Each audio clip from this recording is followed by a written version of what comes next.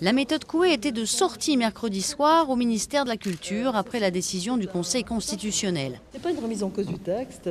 Le texte existe, la réponse graduée est validée, l'Hadopi existe, elle va être mise en place. Certes, l'Hadopi aura le pouvoir d'avertir les pirates, mais pas celui de les priver de leur accès Internet. La sanction ne pourra en effet être prononcée que par un juge. Ce qui va, à mon avis, sortir à l'arrivée, qui est quelque chose, visiblement, la sanction va être beaucoup plus forte pour les internautes que ce qu'elle avait été prévue dans la loi. En réintroduisant l'autorité judiciaire dans l'usine à gaz Hadopi, les sages ont remis en cause l'un des piliers de la loi. Mais le gouvernement n'a pas dit son dernier mot.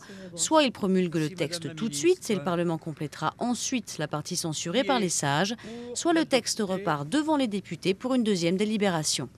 Mais pour le Parti socialiste à l'origine de la saisine du Conseil constitutionnel, la loi doit être entièrement réécrite. Les solutions envisagées telles qu'elles nous sont présentées aujourd'hui sont du domaine du replâtrage, du rafistolage. Alors je pense qu'il y a une bonne question, comment adapter le droit d'auteur à l'ère numérique. Le projet de loi Hadopi, comme le projet de loi d'Avzi il y a 3 ans, a apporté une mauvaise solution. La solution pour l'opposition, la contribution créative, 2 € prélevés sur l'abonnement des internautes, une contribution qui pourrait rapporter jusqu'à 400 millions d'euros afin de compenser les pertes liées au piratage.